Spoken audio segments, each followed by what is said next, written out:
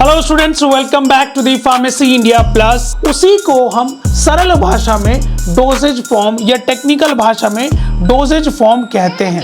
एक definite shape हो, ये याद रखिएगा, definite shape and definite volume, जो कि धीरे धीरे टॉफी की तरह माउथ में रिलीज होती है, माउथ में। ठीक है, पर्पस क्या है? लोकल इनेक्शन के लिए। Hello students, welcome back to the pharmacy India plus. So जैसा कि आप लोग जान रहे हैं कि हमने इस चैनल पर फर्स्ट सेमेस्टर बी फार्म का सिलेबस शुरू कर दिया है और आज हम फार्मास्यूटिक्स 1 का पार्ट 4 शुरू करने जा रहे हैं, जिसमें हम पढ़ेंगे डोसेज फॉर्म के बारे में। यस, यूनिट 1 का ये पार्ट रहने वाला है। ऑलरेडी पार्ट 3 कवर कर चुके हैं। और अगर आप पहली बार फार्मेसी इंडिया प्लस चैनल से जुड़ रहे हैं, so for complete notes and video lectures आप फार्मेसी इंडिया ऐप डाउनलोड कर सकते हैं और नीचे दिया गया व्हाट्सएप और टेलीग्राम का लिंक है, उसको ज्वाइन कर लीजिएगा। वहां पर आपको लेटेस्ट अपडेट मिलती रहेगी। साथ ही साथ एक गूगल फॉर्म है, तो आपके जो 4 से 5, 6, 7 सेमेस्टर हैं वो भी अच्छे जाने वाले हैं उसके माध्यम से। तो चलिए वीडियो को शुरू करते हैं और सबसे पहले शुरुआत करते हैं इंट्रोडक्शन ऑफ डोजेज फॉर्म के बारे में। देखिए, फार्मास्यूटिक्स एक बहुत प्यारा सब्जेक्ट है। अब डोजेज फॉर्म की यहां पर बात आ रही है। सो अक्सर आपने या सभी ने अपनी अपनी लाइफ में टैबलेट खाई होगी, सिरप पिया होगा या क्रीम लगाई होगी, तो वो क्या है? जी हाँ, उसी को हम सरल भाषा में डोजेज फॉर्म या टेक्निकल भाषा में डोजेज फॉर्म कहते हैं। ठीक है, याद रखिएगा, ड्रग एक अलग चीज होती है और डोजेज फॉर्म एक अलग चीज होती है। मैं यहां पर चीज क्लियर करूंगा। एक तो होता है ड्रग, ये ड्रग जो होता है ये बायोलॉजिकल एक्टिविटी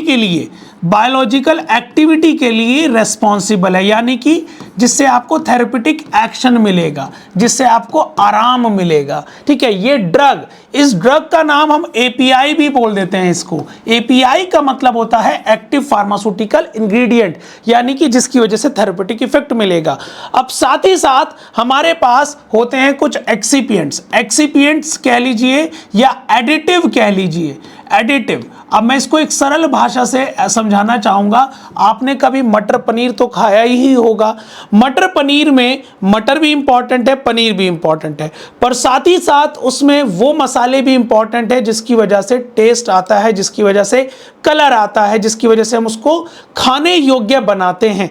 तो वही काम होता है एक्सिपिएंट और एडिटिव का, यानी कि उसको खाने योग्य colouring agent, additive, sweetening agent, ये सब हम इस्तेमाल कर इनका एक ब्लेंड बनाते हैं, इनका एक मिक्स बनाते हैं और एक पर्टिकुलर डोजेज फॉर्म बनाते हैं। चाहे वो कह लीजिए आप सॉलिड यानी कि टैबलेट या कैप्सूल, या सस्पेंशन कह लीजिए, या आप सेमी सॉलिड या एरोसोल कह लीजिए, इस तरह की डोजेज फॉर्म हम बनाते हैं। जी हाँ, तो चलिए आज इस वीडियो में हम क्या क्या बात करने वाले हैं। हम इंट्रोडक्शन देखेंगे, डोजेज फॉर्म कितने पार्ट्स में क्लासिफाई की गई है, सॉलिड, लिक्विड, सेमी सॉलिड, और साथ ही साथ न्यू ड्रग डिलीवरी सिस्टम या एनडीडीएस भी कह सकते हैं, इसके बारे में भी हम करेंगे। तो चलिएगा, ये हमारे सारे डोजेज फॉर्म है। अब डोजेज फॉर्म को अगर मैं यहां पर आपको सरल भाषा में मैं बता चुका हूं, डोजेज फॉर्म क्या होती है। The dosage form means by which drug molecule और API are delivered to the site of action in the body, यानी कि वो पर्टिकुलर डोजेज फॉर्म जो एक्सिपिएंट के साथ हम मिलाकर एक पर्टिकुलर टैबलेट बना लें, कैप्सूल बना लें, और उसको साइट ऑफ एक्शन, यानी कि जहां पर हमें चाहिए वो दवाई, जहां पर उस दवाई का असर चाहिए। आखिरकार ऑब्जेक्टिव क्या है? डोजेज फॉर्म बना क्यों रहे हैं हम? ऐसे ही पाउडर क्यों नहीं खा ले रहे हैं? देखिए, एक पर्टिकुलर, अगर मान लो हमारी ड्रग बिटर हुई, हमारी ड्रग कड़वी हुई, तो हम उसको नहीं खा सकते, हम इसमें स्वीटनिंग एजेंट डालेंगे, मिठास डालेंगे, कलरिंग एजेंट डालेंगे, तो इसको खाने योग्य बनाएंगे। तो यही बोला, to produce optimum desired effect with minimum adverse effect, इसलिए हम डोजेज फॉर्म बनाते हैं। डोजेज फॉर्म को सरल भाषा में यहां पर बोला, एपीआई प्लस एक्सिपिएंट्स को मिलाकर जो बनता है वो डोजेज फॉर्म बनता है। चाहे वो सॉलिड कह लीजिए, चाहे वो लिक्विड लिक्विड कह लीजिए। अब यहां पर एपीआई क्या है? एक्टिव फार्मास्यूटिकल इंग्रेडिएंट, यानी कि वो केमिकल कंपाउंड या वो केमिकल जिसकी वजह से हम अपने बीमारी को डायग्नोस पहचान सकते हैं, उसको ट्रीट कर सकते हैं, उसको रोक सकते हैं। सो हमारा उसी के बाद एक्टिव पार्ट होता है वो थेरेपेटिक एक्टिविटी के लिए या बायोलॉजिकल एक्टिविटी के लिए रेस्पॉन्सिबल होता है। ठीक है, इतनी बात यहां पर समझ में आई। अब एक्सिपिएंट्स क्या होते हैं समझिएगा। मैं यहां पर थ्योरी नहीं बताऊंगा, मैं आपको सरल भाषा में समझा दूंगा कि एक्सिपिएंट्स क्या होता है। देखिएगा, अदर देन ड्रग हम जो भी यूज करेंगे फॉर्मुलेशन में, अदर देन ड्रग जो भी हम यूज करेंगे अपनी फॉर्मुलेशन में, वो हमारा एक्सिपिएंट कहलाएगा। या मैं इसको कह सकता हूं एडिटिव भी, इसका नाम मैं रख सकता हूं। तो यहां पर एक्सिपिएंट्स की कुछ प्रॉपर्टी, जैसे do not increase affect the therapeutic action, यानी कि थेरेपेटिक एक्शन से उसका कुछ लेना देना नहीं है। ठीक है, इनएक्टिव और इनर्ट है। ठीक है, इनएक्टिव है भाई क्योंकि बायोलॉजिकल एक्टिविटी नहीं शो करेगा। उसी के बाद कोई फार्माकोलॉजिकल इफेक्ट नहीं होगा। साथ ही साथ अब इसके एग्जाम्पल्स अगर मैं बात करूं कौन कौन से हैं, क्या क्या होते हैं एक्सिपिएंट, क्या क्या इस्तेमाल करते हैं, जैसे बाइंडर्स हम इस्तेमाल करते हैं, डाइज, प्रिजर्वेटिव, माइक्रोबियल कंटामिनेशन को रोकने के लिए हम प्रिजर्वेटिव यूज करते हैं, फ्लेवरिंग एजेंट, कोई ड्रग अगर बिटर है उसका टेस्ट एनहेंस करने के लिए। ठीक है, स्वीटनिंग एजेंट, मिठास बढ़ाने के लिए। बच्चों के केस में कलरिंग एजेंट, कोई ड्रग भद्दी दिख रही है तो उसमें कलरिंग एजेंट हम डाल देंगे तो उसका अट्रैक्टिविटी बढ़ जाएगा। साथ ही साथ अब यहां पर बोला गया, देखिए, use to conceal bitter taste and odour of drug substance, drug का टेस्ट एनहेंस करने के लिए, जैसे capsule, coated tablet, flavoured syrup. और सबसे एक सरल भाषा में एक सबसे अच्छा एग्जांपल मैं अगर आपको बता दूं, आपने कैप्सूल खाया होगा तो कैप्सूल जो ये जिलेटिन से बना होता है। आपको यही नहीं पता होगा कि इसके अंदर ड्रग बिटर है कि मीठी है। तो सिंपल सी बात है, इस ड्रग का टेस्ट मास्क हो गया, छिप गया। क्यों? जिलेटिन का कोई टेस्ट ही नहीं होता। उसी के बाद help prepare liquid formulation of insoluble unstable drug in the desired vehicle, यानी कि एक अच्छी फॉर्मुलेशन बनाने में हमें एक्सिपिएंट मदद करता है। कोई ड्रग अकेली अनस्टेबल है तो उसके साथ कुछ एक्सिपिएंट्स मिलाकर उसको स्टेबल बना देना, वो हमारा एक्सिपिएंट्स का काम है। तो यहां पर यही चीजें बोली गई, यही चीजें एक्सिपिएंट्स को यहां पर डिफाइन करती हैं। सो अब यहां पर कुछ बातें हैं कि why direct clinical use of active drug substance is rare. हम डायरेक्टली एपीआई को या मैं कह सकता हूं ड्रग को क्यों नहीं इस्तेमाल कर लेते, आपका सवाल बन सकता है। तो सिंपल सी बात यहां पर समझिएगा, डिफिकल्ट है, इम्पॉसिबल है क्या उनको हैंडल करना और उनकी एक्यूरेसी रखना। ठीक है, अब हमें समझ लो। ठीक है, हमारे पास एक टैबलेट है, मैंने कहा ये टैबलेट 100 mg की है, डॉक्टर ने लिखा 100 mg की। डॉक्टर को यह पता है कि इसके अंदर जो ड्रग है वो 10 mg है, बाकी 90 mg एक्सिपिएंट है, उसको ये पता है। तो डॉक्टर, और ये भी पता है कि पेशेंट को केवल 10 mg की ही जरूरत है, तो क्या कहेगा, भैया 10 दिन तक 10 टैबलेट लेनी है, सुबह एक टैबलेट, हर सुबह एक टैबलेट। तो डोज एक्यूरेसी रही कि हाँ भैया 10 mg ही जा रहा है। अब ड्रग हमने रेयरली ले लिया, अब कौन सी ड्रग कितने mg ले रही है वो भी दिक्कत हो सकती है। तो कुछ अनवांटेड साइड इफेक्ट हो सकते हैं। Impractical administration, size shape order, भैया अगर साइज शेप ऑर्डर उसका महक अच्छा नहीं होगा, वो दिखने में अच्छी नहीं होगी तो दिक्कत होगी, एपीआई इसलिए नहीं लेते। इनस्टेबिलिटी यानी कि एनवायरनमेंट से रिएक्ट कर इनस्टेबिलिटी शो कर सकता है, जैसे लाइट से रिएक्ट कर, मॉइस्चर, ऑक्सीजन से रिएक्ट कर। उसी के बाद degradation at the site of administration. अब मान के चलिए जैसे हमारे पीएच में, हमारे स्टमक में लो पीएच है, ठीक है, वहां पर जाकर डिग्रेड यानी कि खराब हो सकती है फॉर्मुलेशन, ये भी चीज एक कारण है। इसलिए हम मेनली ड्रग को अकेला नहीं देते। इसी की बात है। नेक्स्ट एडवर्स इफेक्ट समझ लो, इरिटेशन कर सकता है, ठीक है, इरिटेशन कर सकता है, एडवर्स इफेक्ट, साइड इफेक्ट कर सकता है, एलर्जिक रिएक्शन कर सकता है। ठीक है, हम उस ड्रग को पॉसिबली मॉडिफाई नहीं कर सकते, उसके फार्माकोकाइनेटिक प्रोफाइल को मॉडिफाई नहीं कर सकते, यानी कि ड्रग लिया तो तुरंत के तुरंत बायोलॉजिकल इफेक्ट। और हमें चाहिए, हमें किसी ड्रग का फॉर्मुलेशन का चाहिए, मान के चलो ये ड्रग है और हमें चाहिए इसका 10 घंटे तक एक्शन चाहिए। ठीक है, तो अब डोजेज फॉर्म से तो ये पॉसिबल है, डोजेज फॉर्म से तो ये पॉसिबल है, पर अगर आप डायरेक्टली ड्रग यूज कर रहे हो तो उससे पॉसिबल नहीं है। ठीक है, तो अब आखिरकार जरूरत क्यों पड़ी?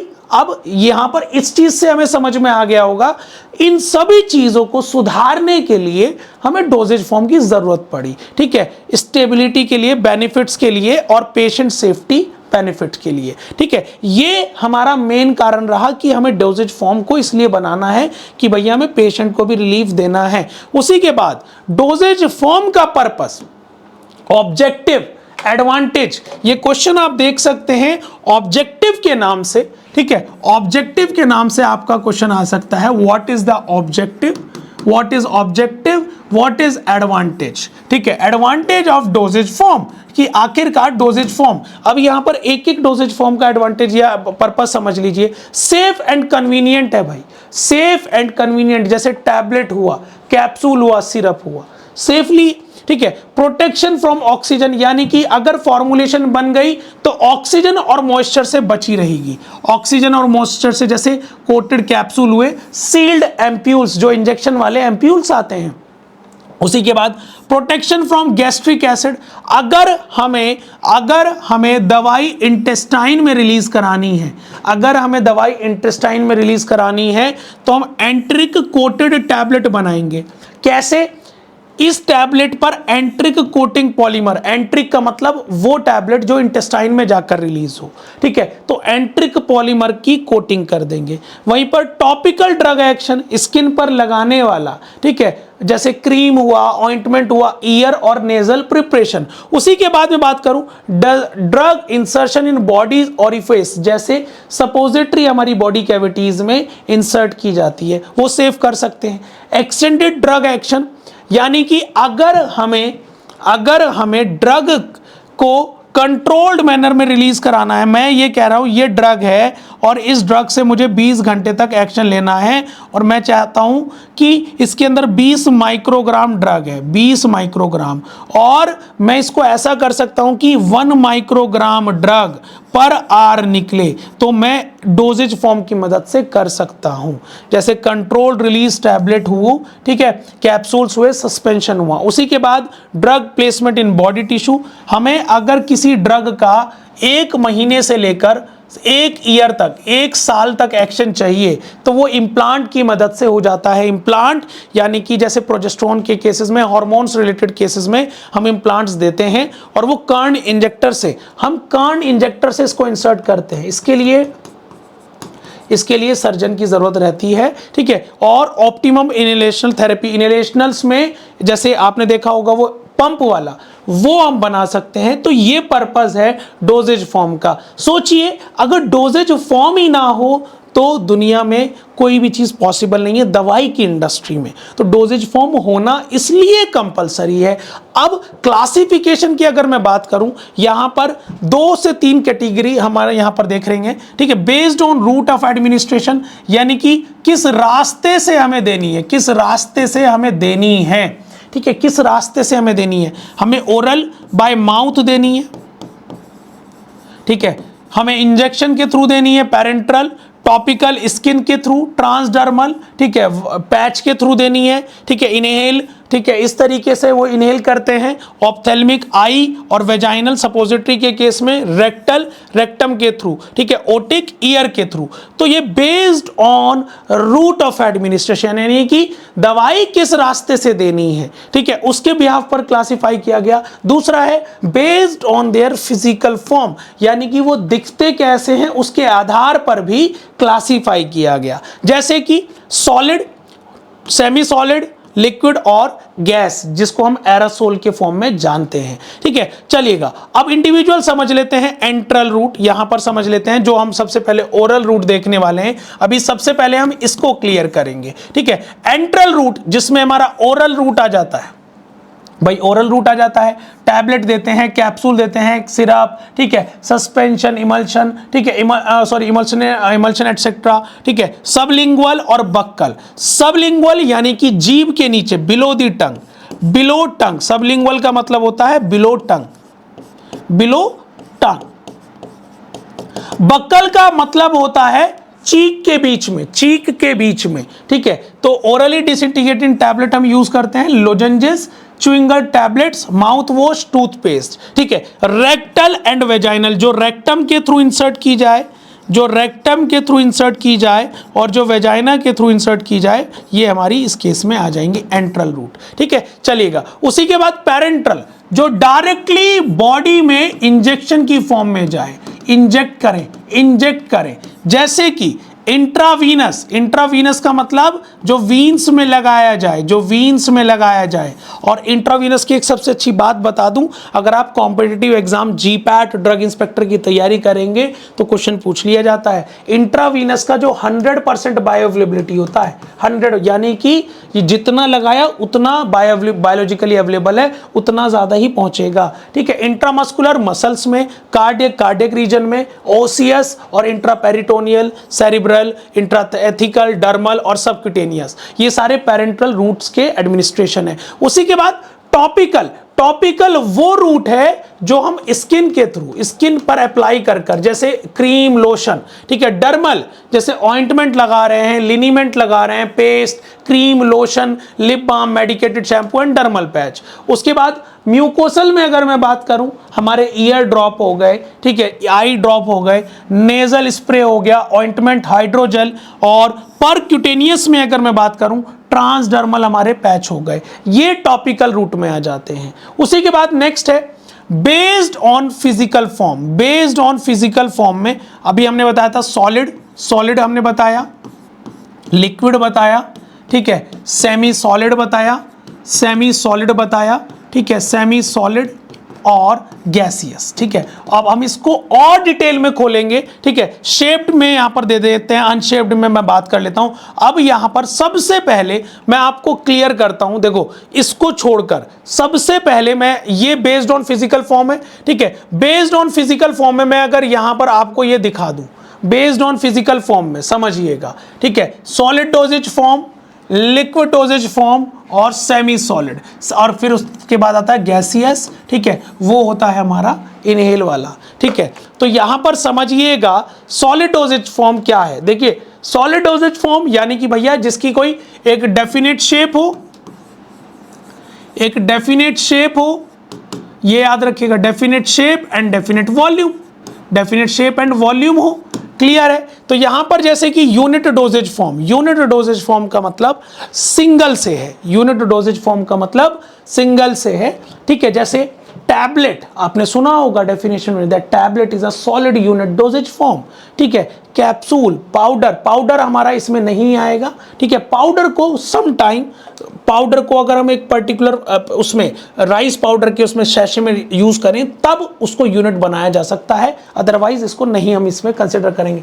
पिल्स, ठीक है। उसी के बाद बल्क में मैं बात करूंगा इंटरनली, जो इंटरनली दी जा सके, ठीक है, fine powder and granules. External में डस्टिंग पाउडर, इंसफिलेशन, डेंट्रीफ्राइज और स्नफ और ईयर पाउडर, ठीक है। उसी के बाद लिक्विड डोजेज फॉर्म में आ जाते हैं, तरल वाला, ठीक है भैया, बाईफेजिक। बाईफेजिक यानी कि जिसके अंदर टू फेज इन्वॉल्व हो, टू फेज इन्वॉल्व हो, टू फेज इन्वॉल्व हो। अब जैसे इमल्शन, इमल्शन में दो फेज इन्वॉल्व है, ऑयल एंड वाटर।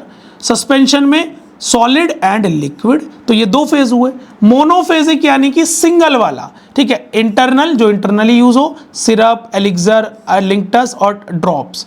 एक्सटर्नल में liniment, lotion, gargle, throat paint, mouth wash, washes, sprays, eye lotion, eye drops and nasal drop, ठीक है, ये हम इस्तेमाल कर सकते हैं। उसी के बाद सेमी सॉलिड में, इंटरनल में सपोजिटरी, पैसरीज, ये भी एक्सटर्नल में ointment, cream, paste and jellies, ठीक है, ये हमारा सेमी सॉलिड में होगा। तो ये क्लासिफिकेशन बहुत इंपॉर्टेंट है आपके एग्जाम के पॉइंट ऑफ व्यू से, ठीक है, इसको लिख लीजिएगा। आगे मैं बात करता हूं classification of solid doses form के बारे में।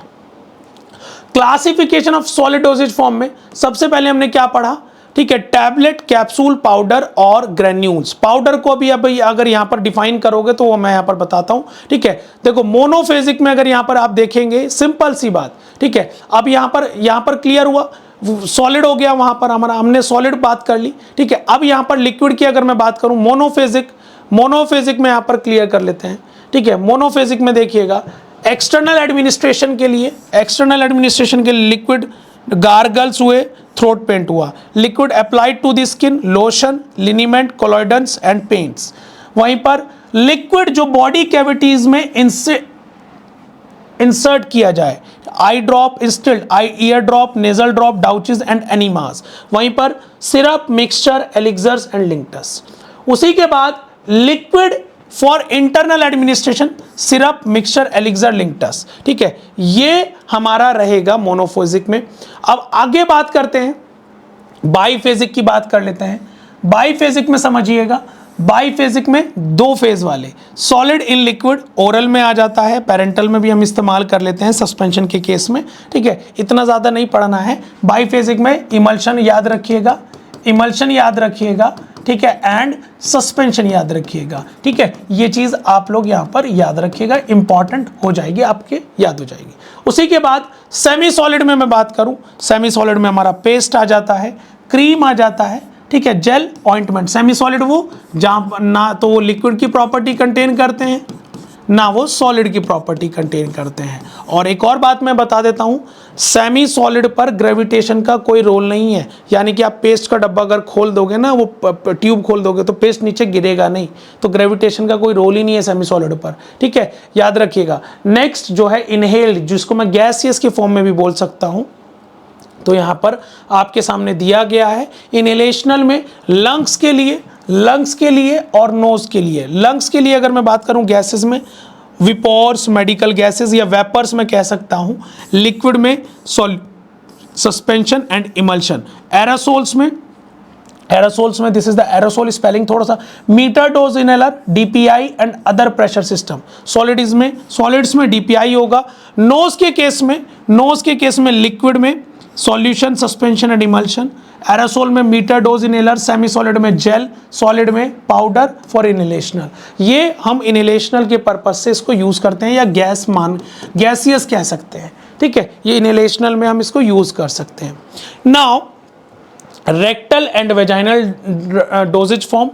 रेक्टल और वेजाइनल को ऐसे समझिएगा कि जो थ्रू रेक्टम और वेजाइनल, जो थ्रू वेजाइना के थ्रू हम इंसर्ट करते हैं, वो डोजेज फॉर्म। ठीक है, तो रेक्टल जो सपोजिटरी होती है, पेसिरीज, एनीमा। ठीक है, पेसिरीज, अब देखो आप कई बार देखा होगा, सपोजिटरी एक ऐसी डोजेज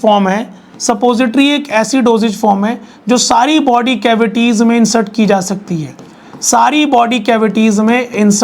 सकती है, ठीक है, एक्सेप्ट माउथ को छोड़कर एनीमा, कॉन्स्टिपेशन के केसेस में हम यूज करते हैं। ठीक है, सो this is rectal and vaginal. अब बात करें सॉलिड की, इंडिविजुअल बात कर लेते हैं। देखो, what do you understand by tablet. Tablet को अगर हम समझ लें, टैबलेट एक तो सॉलिड होती है, ये हमने पढ़ा, सॉलिड होती है, यूनिट होती है, ठीक है, डोजेज फॉर्म है, यहीं पर याद करा दूंगा। ठीक है, और विद और विदाउट डाइल्यूएंट बनाई जाती है, विदाउट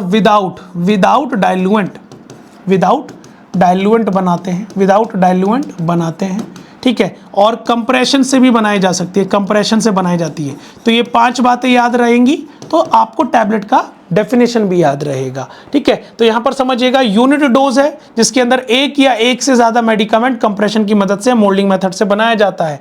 अब इसमें कॉमन एक्सिपिएंट्स कौन कौन से यूज करे जाते हैं वो समझ लीजिएगा। डाइल्यूएंट्स बल्कीनेस, यानी कि इनको फिलर्स की तरह भी यूज किया जाता है, फिलर्स जो टैबलेट का वेट बढ़ाने में मदद करते हैं। उसी के बाद डिसइंटीग्रेंट क्या करता है, आपने कोई टैबलेट खाई और ये टैबलेट को तोड़ने में मदद करता है। Facilitate the breakup of tablet को तोड़ने में मदद करेगा। सोचिए आपने पूरी टैबलेट खाई, वो वेस्ट में ऐसे ही क्यों नहीं निकली, क्योंकि वो टूट जाती है। वो टूटती इस वजह से क्योंकि उसके अंदर डिसइंटीग्रेंट होता है। साथ ही साथ बाइंडर, ग्रेन्युलेशन ऑफ पाउडर में मदद करता है, बाइंड करने में पाउडर को, ठीक है। ग्लाइडेंट एंड ल्यूब्रिकेंट, ग्लाइडेंट क्या करता है, ग्लाइडेंट को फ्लो प्रोमोटर के नाम से जाना जाता है, ग्लाइडेंट को फ्लो प्रोमोटर के नाम से जाना जाता है, याद रखिएगा। Glidant is known as flow promoter, ये फ्लो प्रोमोटर के नाम से भी जाना जाता है। साथ ही साथ ल्यूब्रिकेंट जो है फ्रिक्शन को रिड्यूस करता है। ल्यूब्रिकेंट जैसे ल्यूब्रिकेंट ऑयल हम अपने बाइक्स में यूज करते हैं, फ्रिक्शन को रिड्यूस करता है। Sweeteners and flavours, sweetening agent, sweetness और फ्लेवर को बढ़ाने के लिए हम ये सब यूज करते हैं।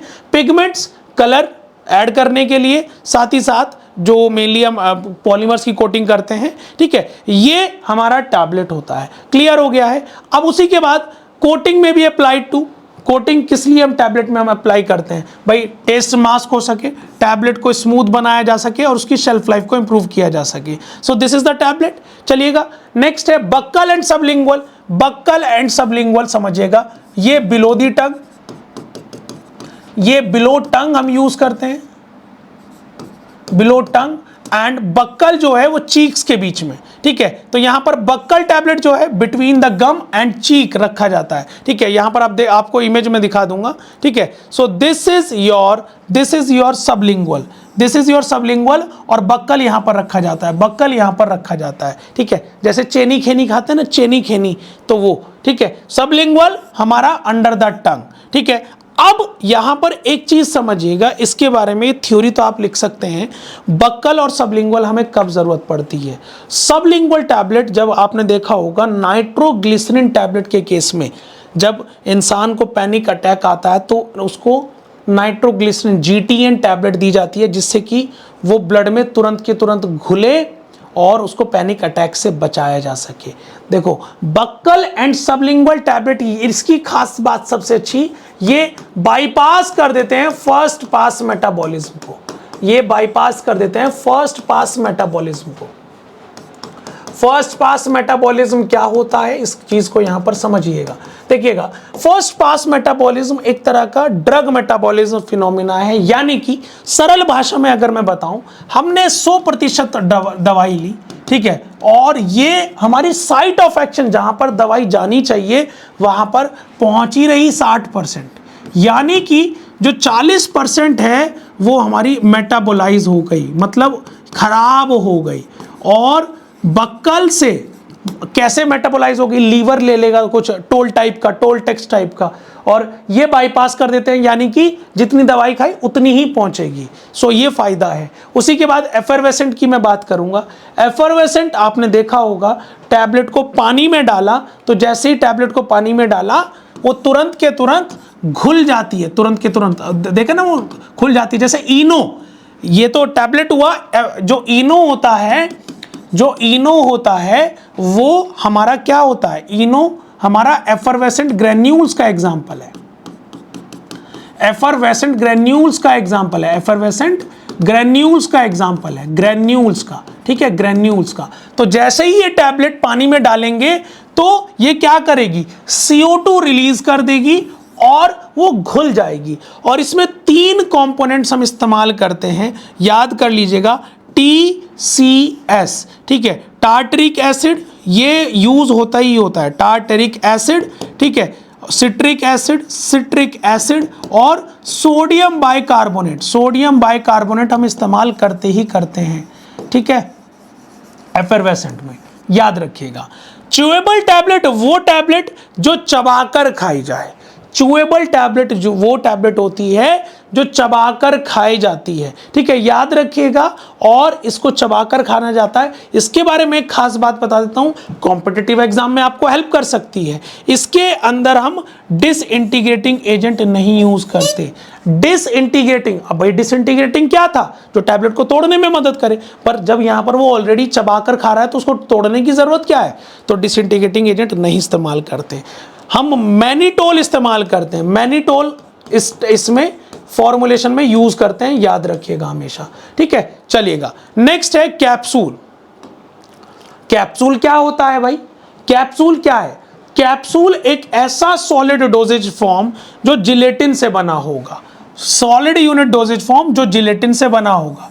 बात को समझिएगा, मैं यहां पर ये बना दे रहा हूं, ठीक है, ये कैप हुआ, ये कैप हुआ, ये बॉडी हुआ, ऐसे डायग्राम भी बना दोगे तो तैयार हो जाएगा। अंदर इसके ड्रग है, अंदर इसके ड्रग है, ठीक है, ड्रग या फॉर्मुलेशन, ठीक है। और ये जिलेटिन से बना होता है, जिलेटिन से बना होता है, जिलेटिन से बना होता है, ठीक है। सो यहां पर यही बोला गया है, इसके अंदर कौन कौन सा जिलेटिन यूज होता है।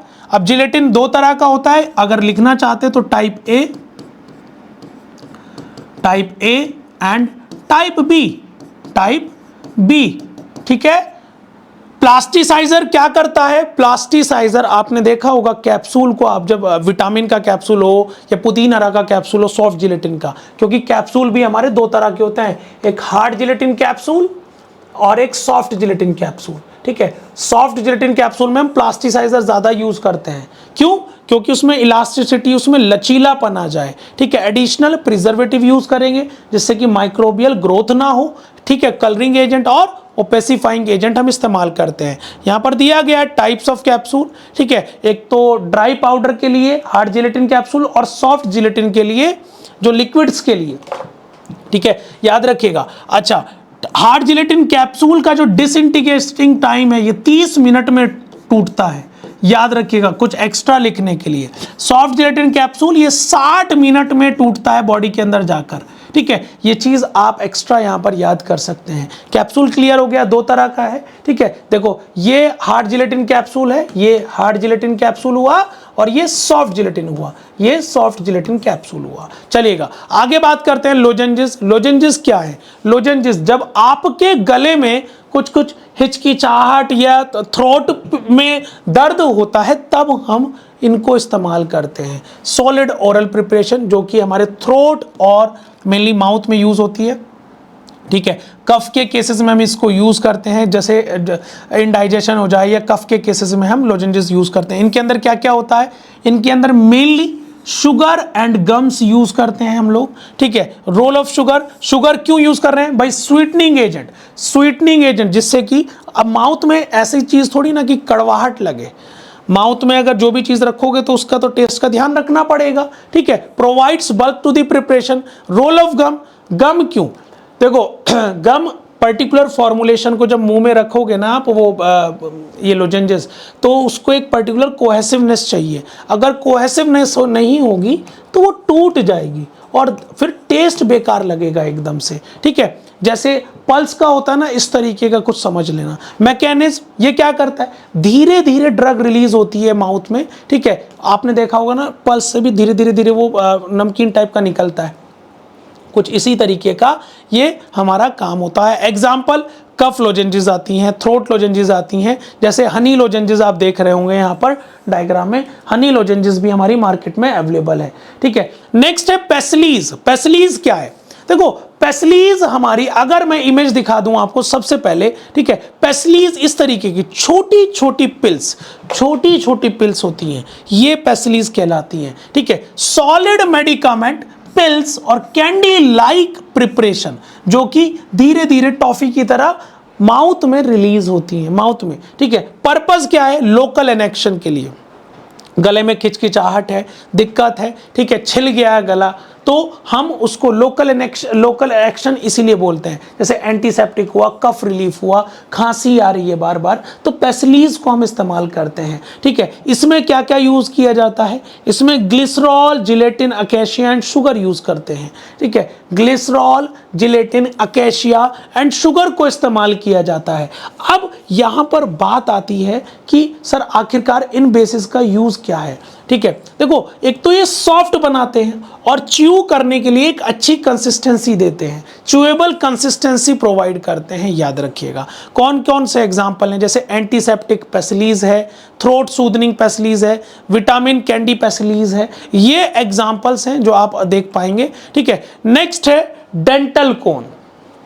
डेंटल कोन में आप क्या समझेंगे, डेंटल कोन वो जो थ्रू डेंटिस्ट के इस्तेमाल से होता है, मतलब डेंटिस्ट इसको इस्तेमाल करते हैं। और डेंटल कोन्स क्या होते हैं समझिएगा, जब भी डेंटिस्ट किसी का, मान के चलो किसी का भी दांत निकाल दिया, दांत निकाल दिया भाई, ये दांत है, ठीक है, ये दांत है, ठीक है, और ये वाला दांत निकाल दिया, तो अब यहाँ पर ये तो स्पेस खाली पड़ गया। अब अगर यहां पर कुछ नहीं रखेंगे तो बैक्टीरिया ग्रोथ करने लगेगा। तो डेंटल कोन यहीं पर जब एक्सट्रैक्शन के समय पे यहां पर रखा जाएगा और डेंटल कोन के अंदर एंटीबैक्टीरियल प्रॉपर्टी इस्तेमाल होती है।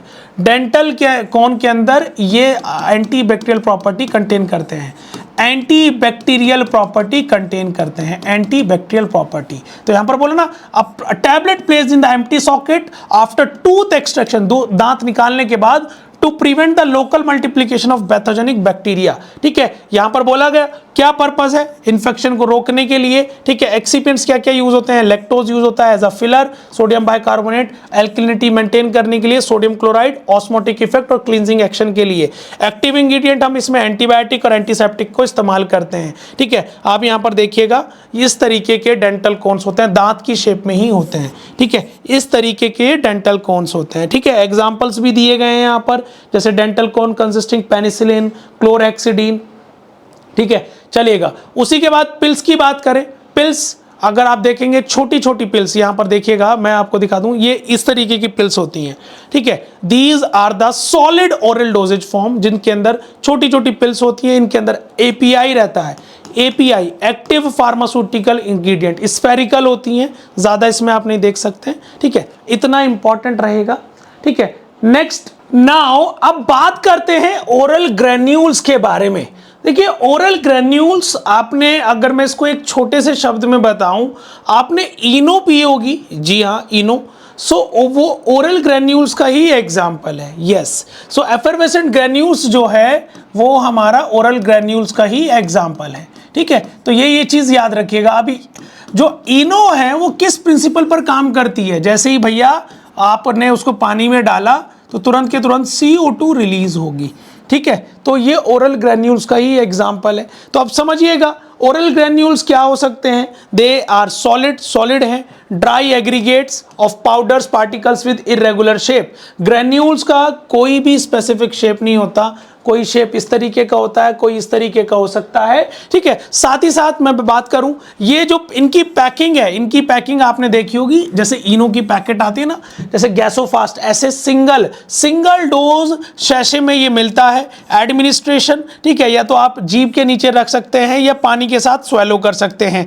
जैसे एफरवेसेंट ग्रेन्यूल्स में इनो की मैं बात करूं, इनो, ठीक है, जिसमें इनो के अंदर क्या होता है, इनो के अंदर TCS होता है, TCS, tartaric acid, citric acid and sodium bicarbonate. So this is your oral granules. अब उसी के बाद अगर मैं बात करूं ओरल पाउडर की, तो ये नॉन पोटेंट होता है। ठीक है, और ओरल पाउडर का अगर मैं एग्जांपल ही बता दूं, जैसे एंटासिड पाउडर हो गया, आपका एंटा एसिड पाउडर हो गया।